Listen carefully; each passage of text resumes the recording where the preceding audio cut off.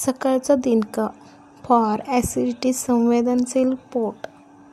1. उठल्यावर लगेच 1 ग्लास कोमट पाणी थोडं गरम तोंडाला सहज लागेल इतकं हळूहळू घ्या.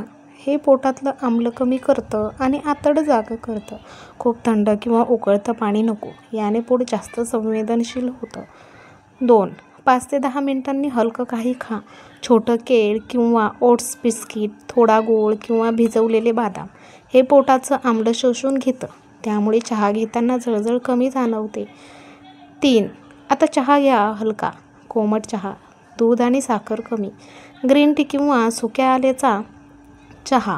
तिखट नाही असेल तर अजून चांगलं. रिकाम्या पोटी चहा नको, आधी काहीतरी थोडे खा. नंबर 4. चहा झाल्यावर 10-15 मिनिटं चालून घ्या.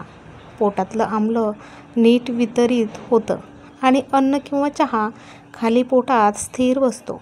लगेच झोपू नका किंवा वाकू नका. नंबर 5. नाश्ता हलका आणि संतुलित. उदाहरणार्थ ओट्स, पोहे, उपमा, ताक किंवा पाणी. काहीही तेलकट किंवा तिखट टाळा. हवं तर कोमट दुधात हळद घालून घेऊ शकतात.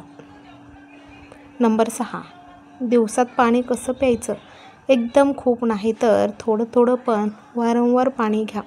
विशेषतः जेवल्यानंतर लगेच नाही, तर 20 मिनिटांनी. नंबर 7. रात्रीचं जेवण हलकं ठेवा. खूप उशिरा जेवू नका. 8 वाजेपर्यंत उत्तम.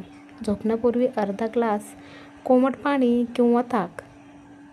अतिरिक्त टीप: ताण म्हणजे स्ट्रेस आणि झोपेचा अभावही ॲसिड वाढवतो.